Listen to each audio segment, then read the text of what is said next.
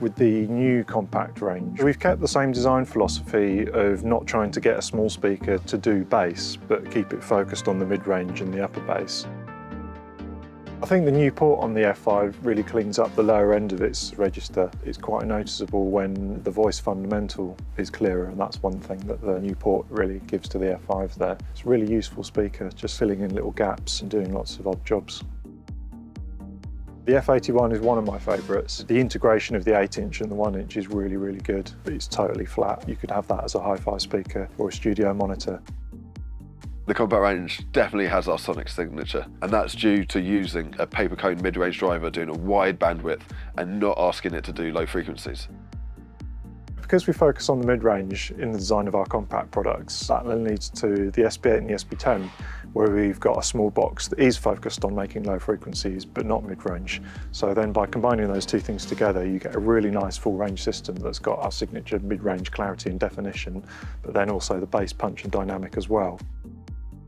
What you don't see from looking at it is that the 101 is as loud as a lot of 12-inch or bigger PA speakers. I've done full live bands on 2 F101s and a BL115, and it was really good. It's a really useful speaker where you need it to be really loud but from quite a small box. When you want the quality of the 81 but you need more level.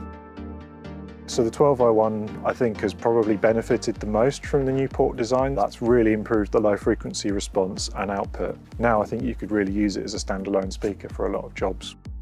Personally, I was really surprised. I was always under the impression that ports affected bass, that ports affected the resonance of the driver.